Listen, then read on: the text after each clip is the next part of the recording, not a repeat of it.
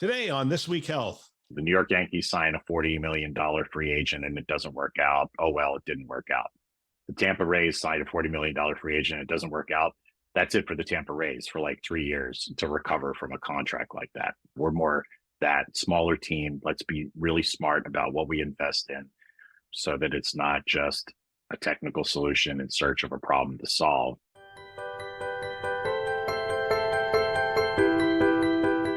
Welcome to Town Hall, a show hosted by leaders on the front lines with interviews of people making things happen in healthcare with technology. My name is Bill Russell, the creator of This Week Health, a set of channels and events dedicated to keeping health IT staff current and engaged. We've been making podcasts that amplify great thinking to propel healthcare forward for over 5 years, and we want to thank our show sponsors who helped to make this happen: Armis, First Health Advisors, Meditech, Transcarent, and UPerform. We thank them for investing in our mission to develop the next generation of health leaders. Now, on to our show.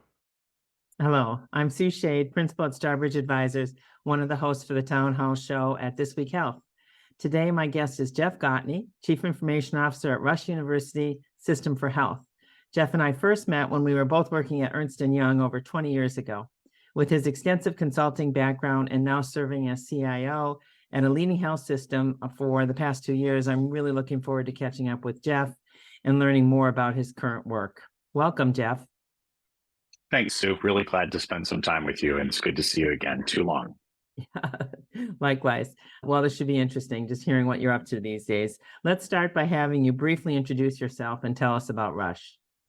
Sure. So my name is Jeff Gautney, as Sue mentioned. I joined Rush just over 2 years ago now. Prior to that, I was a partner at Ernst & Young and a principal at Deloitte. And in between those two stints, spent about 8 years at Northwell Health, responsible for most of the IT operation at Northwell Health, working with their CIO, John Bosco.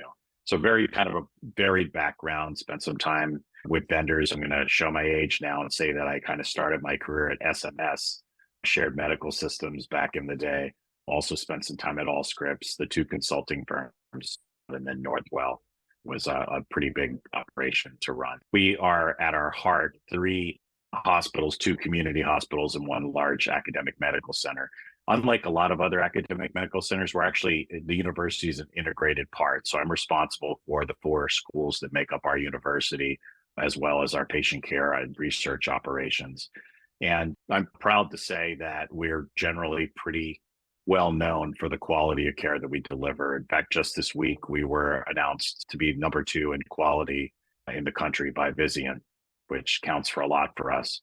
And that follows through over to IT. We've been recognized in the honor roll program with Epic, 8 gold stars. We're wanting to get to 10. It's really tough, but we're at 8, most wired, a lot of the other kind of normal recognition things that we've been able to accomplish as an IT department together. So it's $3.3 billion health system. So it's that sort of medium-sized health system. And our big angle is the quality of the care that we deliver. Oncology and neurology are 2 of our leading service lines, and where we see an awful lot of investment within Rush. And in fact, just this past year, we opened a brand new 9-story ambulatory building on our campus that's focused in on oncology. And we're just about to, in March, open an additional hospital on campus, Rush Specialty Hospital, that'll focus on rehabilitative services. We're doing that in partnership with Select Health. It's also got a long history. We actually was a Rush before there was a city of Chicago, so just over 185 years old, and precedes the actual incorporation of the city of Chicago. And as an IT professional, and I'm sure many of you who are listening to this have the same situation, there are parts of the organization that look like they were still the parts that were built 185 years ago with all the impossible to navigate hard surfaces and 180 years of cable that have sat on top of one another, and all the challenges of an inner city hospital that's got old buildings in some cases. And so, but it's been a great 2 years. Excellent. Thanks. That's great introduction. And yeah, I can relate to some of what you're saying, especially the old buildings at some of the places that I've worked in. They are particular challenges when you're looking at cabling and infrastructure that you're trying to put in. So, and Don't worry about the age thing. I may have you beat on that when I say how many years I've been in the industry. So I know your first couple of years have been pretty intense there at Rush. What are some of the key accomplishments for you and your IT team at this point? Yeah, I mean, I think I inherited an IT function that it's like a house with really good bones. Like you look at it and it's not a tear down, but there were a lot of pieces that didn't receive all of the service that they needed to. And you layer on top of that COVID and the priorities that obviously were shifted there for 18 or 24 months, particularly in how capital and operating was spent as it relates to IT. So I'm fortunate in that the leadership team of the health system really recognized that, and they've been very generous in investing in IT services over the last 2 years. So we're entering year 3 of what I had kind of outlined as a 3-year remediation plan. And the remediation plan included the things you would expect, like infrastructure. So we've replaced 8,000 Windows 7 workstations over the last 2 years. We've started the recabling of most of our major buildings on the main campus. We've replaced all of our core switches inside the data center. But it also included a real look at expanding our cyber services. So the team I inherited was about maybe 18 or 20 people in our cyber group, and today we're at about 40. So we expanded the service and the specialization and the tools that cyber team has to use, and that pays dividends every day in terms of making it a safer environment. And then the last thing I would say is the workforce. So like our workforce, like many others, kind of came out of COVID pretty worn out, and operations, which had kind of had 2 years of pent up demand, sort of dumped all of that at one time on the team. The team I inherited didn't have the proper organization structure, didn't have the right staffing levels. And we were in the midst of an unintentional shift to a remote workforce, which is meaning to say, we moved out like most people, most IT departments did. While we moved out, the health system took away about 2/3 of our seats. So we weren't able to move back. and so it took some time to figure out how do you engage employees. And then we sort of embraced it. We said, okay, we're going to be remote, then let's be remote. And we expanded our recruiting capabilities. And I'm pleased to say today that our workforce, which is about 450 people in IT, includes leaders from 20 different states. And when I mean leaders, I mean like AVPs and Wow. senior directors. So it's not just staff analysts that are actually remote employees. So we found, I think, a secret sauce to make that work pretty effectively. And that's been a big part of the rebuild. Actually, the most essential part of the rebuild has been rebuilding the team, much more important than the infrastructure. So this year is meaning to roll over towards applications. So while we are a health system, we haven't always functioned as a health system. Uh-huh. And we've made independent decisions in many parts of the business. So part of my job was to first regather together and reconstitute an enterprise IT function. So we moved all the shadow IT into one place, and we moved it up to the enterprise level within our finance structure. But now we're going back and looking at those application decisions. So we have 2 of everything and 3 of many things. And we're starting to pound through the process to sort of rationalize that and move to a new enterprise version based on leading practice, not based on any one particular entity's version of that application.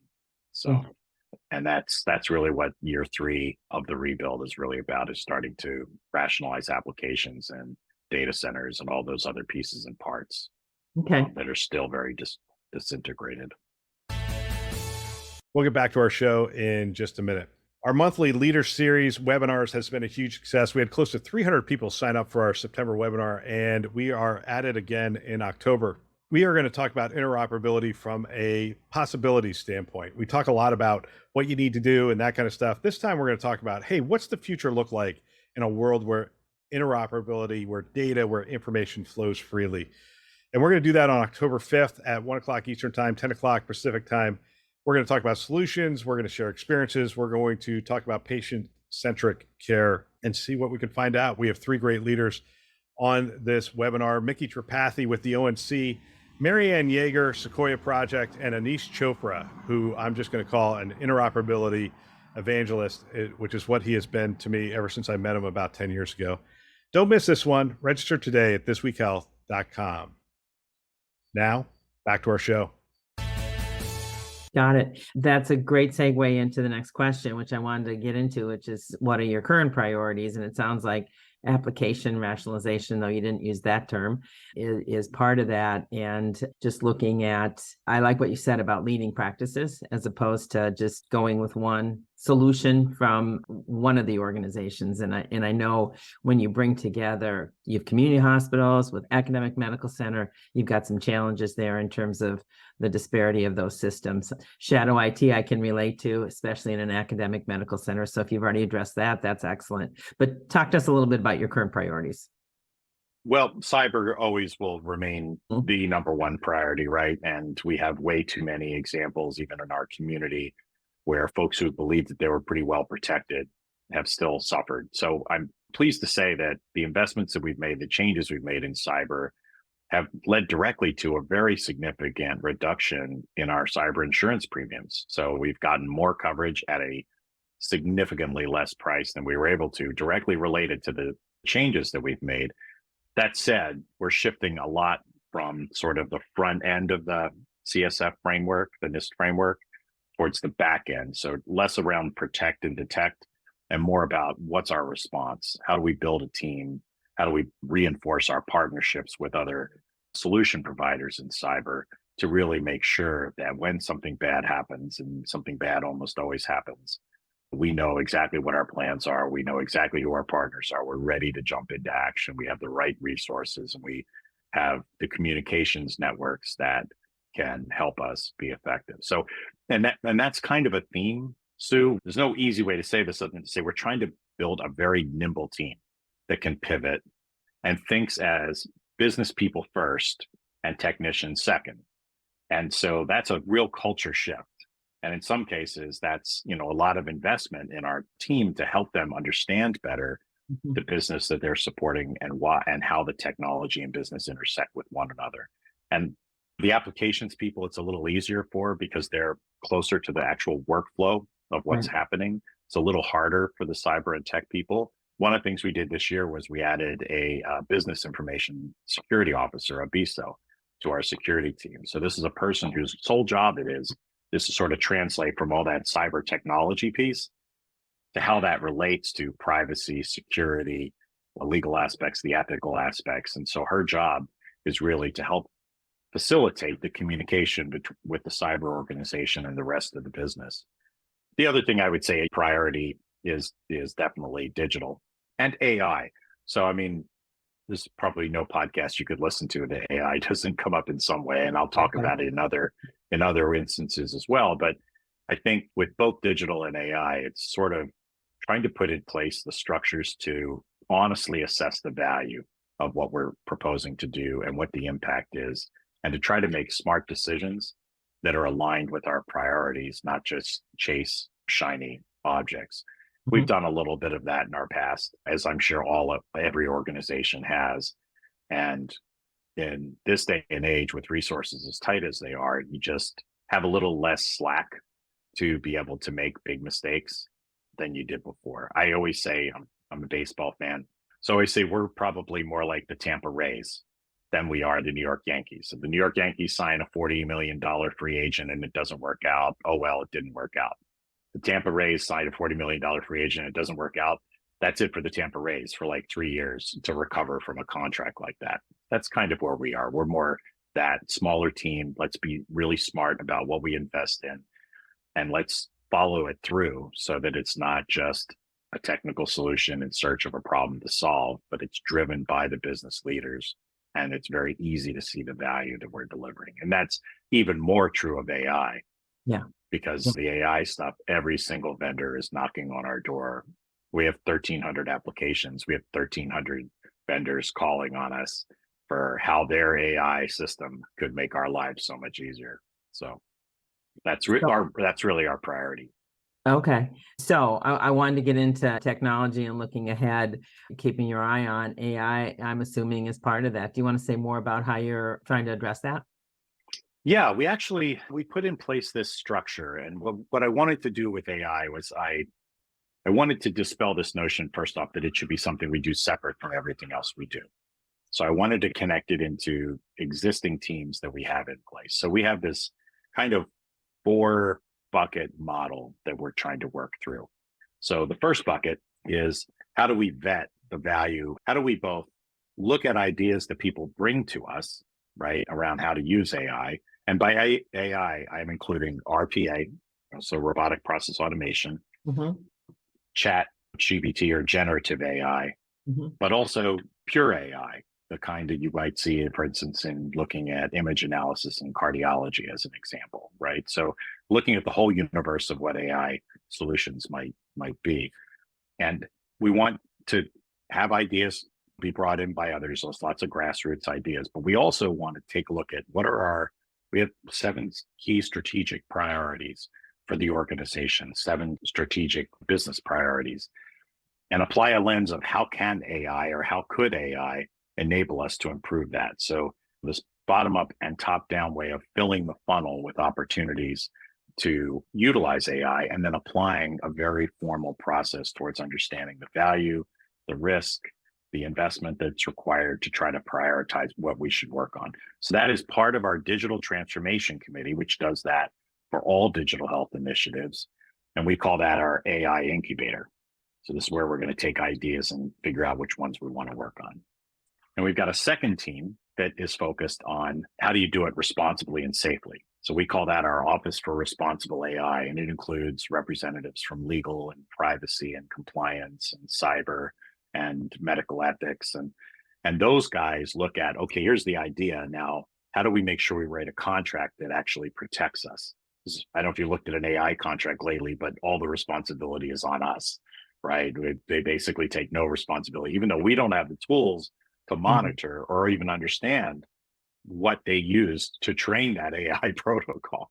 So this Office of Responsible AI is meant to translate from idea to action as it relates to getting a good contract done and making sure we have the safeguards in place. And we had a data governance group, and so we have made that a part of the data governance group, since data is kind of the core engine that feeds all of this AI work. The third group is a group that's focused on the data itself, mobilizing the data, making sure we have good data, clean data. If we're partnering with a vendor to develop something on AI, we understand what data set they're going to use. We understand what our extended data sets are, external data that we buy. And that's a group that we already had in place called, it's an awful acronym, but it's called COBRA. And they basically own both research data sets as well as patient care data sets, knowledge management, analytics, and so forth. And then the fourth group is a tools group. What worried me a lot was everybody going out and buying their own set of tools, setting up their own cloud environments, and so forth and so on. I don't think that does us any good. So to the extent that we're going to use different tools, whether it be tools to do true authoring of AI, because we're a research organization, there's some of that kind of work, or they're tools that are extensions to existing tools, like using UiPath or Automation Anywhere to do RPA work. There's a tools team that's meant to kind of make good decisions about what those tools are, integrate them, and be able to use them. So those 4 groups together are all built off of groups that already existed. And now we've brought them together to focus on AI. And that way, we're not trying to build something that's outside of our normal governance structure. We're instead focusing them on this new set of technologies. And we're trying to make part of that first group, the incubator group, is also meant to raise the literacy of managers on how to use AI effectively and realistically what's possible. They've set the bar pretty low. You can download ChatGPT. Most those of us who have children who are in high school or college probably used it to author something somewhere along the way in their schoolwork. And so they've made it look like it's this super easy, simple thing to do. Not the reality, which is it's massive models of data and fields of GPU computing power. And to really do machine learning is a massive undertaking that most health providers, certainly we can't afford to and don't really want to make that investment. We would much prefer to look at our major vendors, Epic, Workday, ServiceNow, Salesforce, figure out where they're going and try to partner with them to be early adopters of technology and use cases as they roll them out. So as an example, one of the things we're doing is partnering with Epic. They're rolling out a new AI sandbox. where you can play with and practice and develop new protocols using your data in a safe environment. And we think that's a great model for how to add innovation that we drive. So we're driving the protocols, but do it within an environment that creates functions that are already integrated with our pillar applications, already integrated with our clinician workflow. One of the things we're concerned about is outside tools. They're great, but how do you integrate them into the workflow? How do you not cause more problems for clinicians in doing that work? We'll get back to our show in just a minute. Having a child with cancer is one of the most painful and difficult situations a family can face. In 2023, to celebrate 5 years of This Week Health, we have partnered with Alex's Lemonade Stand all year long with a goal of raising $50,000 from our community. We've already achieved that goal and we've exceeded that goal by $5,000. So we're up over $55,000 for the year. We want to blow through that number. We ask you to join us. Hit our website. In the top right-hand column, you're going to see a logo for the Lemonade Stand. Go ahead and click on that to give today. We believe in the generosity of our community, and we thank you in advance. Now, back to our show. Awesome answer in terms of what you're doing around AI. I love the 4 groups, the fact that you're integrating it into existing governance and structures. And so it's not like a one-off over here. So very impressive. Maybe we should talk again and hear some of the results in the future, but it sounds like you've got something you could write up too, just about how you're approaching AI.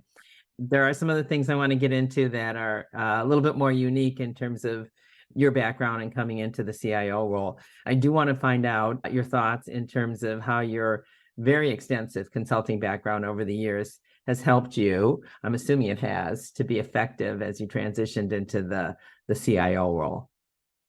Well, I definitely had an advantage in that I took those 8 years or so at Northwell. That a lot of my learning process of what it meant to be in operations versus be a consultant got kind of worked out through that Northwell process. But I've hired many people into my team now that come from consulting backgrounds. And the positives, I think they bring an analytical view. They value planning, which sometimes when you grow up in operations and you realize that every day that things change, your plan changes, it's easy to kind of leave planning aside and just be reactive.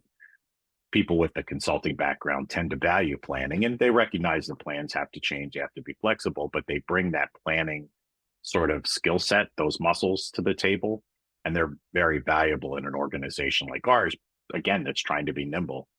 I think a willingness to change models and change perspective and to think outside of the box, bring different solutions. I think what we're doing with remote workforce, while it's not completely unique, I think there are some unique things that we've added to it that I'm really proud of and that I think have made the team much stronger. And then I also think just a willingness to and an understanding of the need to engage with customers and to have customers drive change, and that every change is transformation of some fashion and requires change management.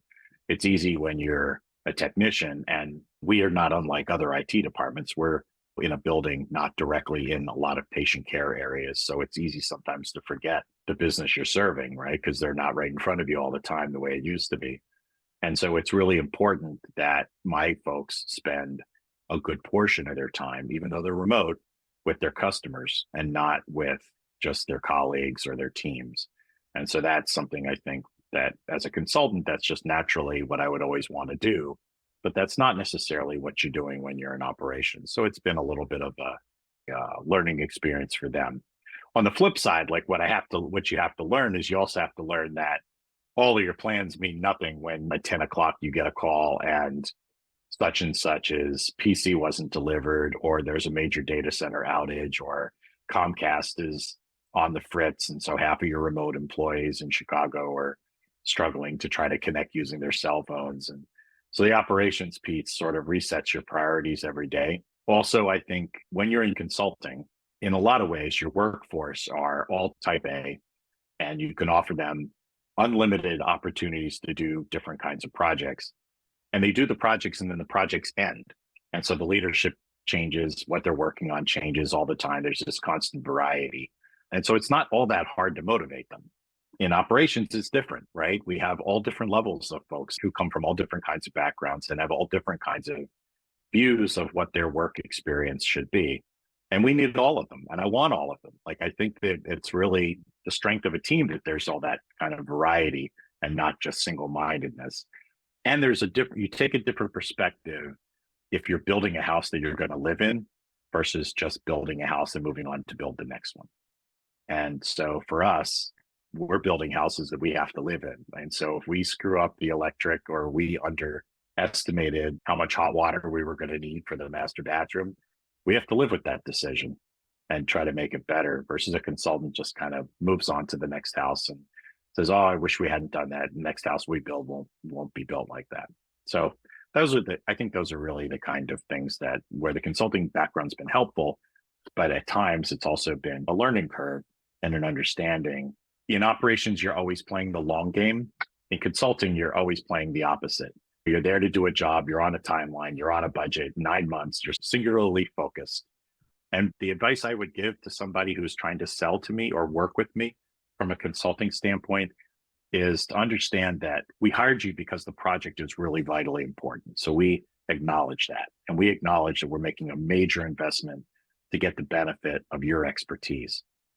But you also have to understand that that project is one project in a whole pantheon of things we're doing, and that operations oftentimes shuffles our priorities. So there's project work we do, but there's also the care and feeding of the health system. And that at times we need your patience with us to understand that we're many times doing the very best we can to provide you everything that you want. And also say, come to us as a partner, like come to us with a mind on almost like as a consultant, I need to show you the value I'm delivering every day, not just push you through a process, but show me the value that you're delivering every day and help understand what our problems are, what our challenges are beyond just maybe what we're immediately saying to you, why we hired you. One of the things I would tell you over the last 2 years, I inherited a whole bunch of different vendor and professional services relationships.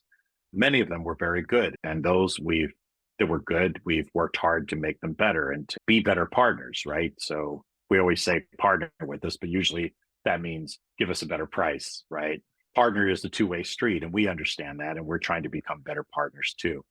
Some of them turned out, even though they were very big relationships, financial relationships, they really weren't good partnerships where folks didn't really look at us as anything other than somebody that they could sell products to. And so those are commodity vendors. And it's not that we don't do business with commodity vendors.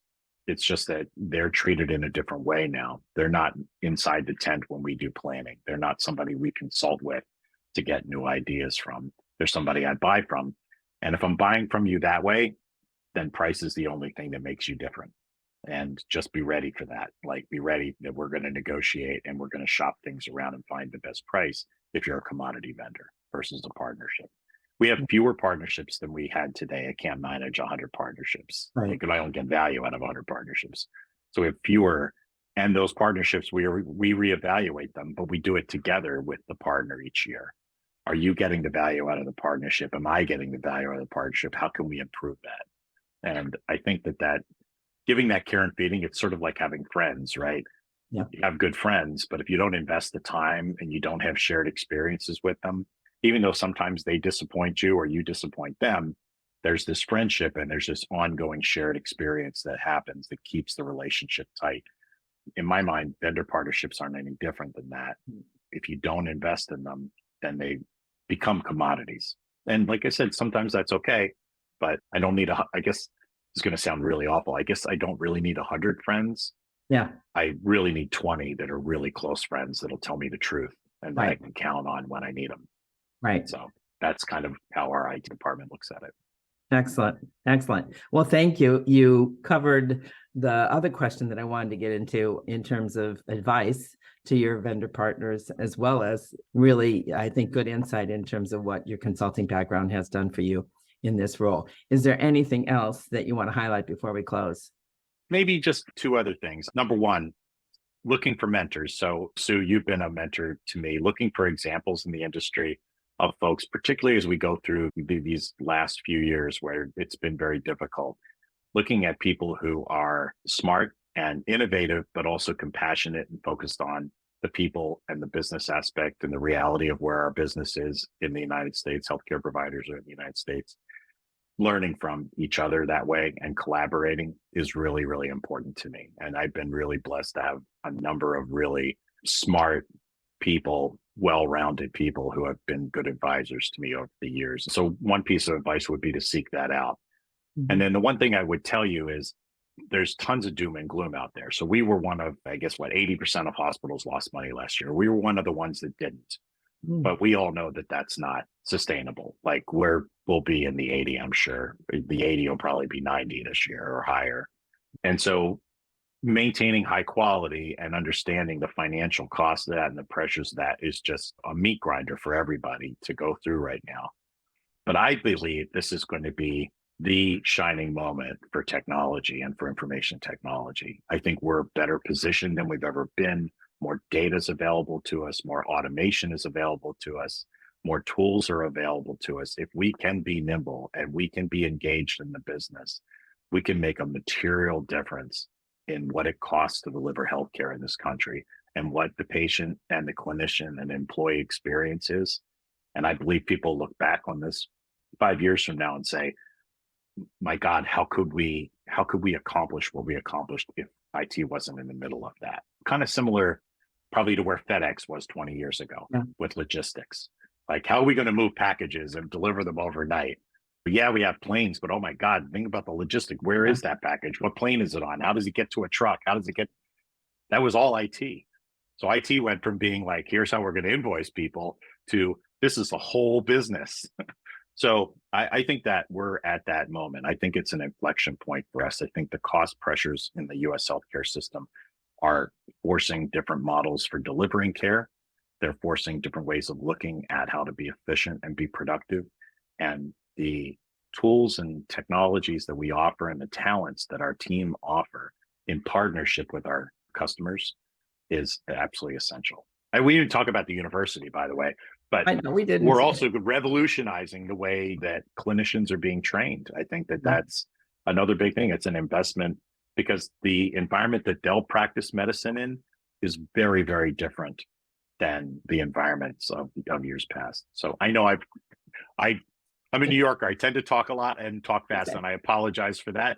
A New Yorker living in Chicago, so communications is challenged sometimes with my team. They kind of say, slow down or take a breath. So I apologize for being gabby, but thank you for the opportunity to catch up and talk about this stuff. I have a passion for it and really do love what I do. So I'm really lucky to be in that kind of a situation. Well, your passion is clear and no need to apologize. I think we need to do a part 2. And I think your final comments are appropriately optimistic and inspiring for us to close on today. So Jeff, this has been a pleasure and let's think about a part 2. Okay. That sounds great, Sue. Thanks. All right. Take care. Bye-bye. I love this show. I love hearing what workers and leaders on the front lines are doing. And we want to thank our hosts who continue to support the community by developing this great content. If you want to support This Week Health, the best way to do that is to let someone else know that you are listening to the show and clue them into it. We have 2 channels, This Week Health Conference and This Week Health Newsroom.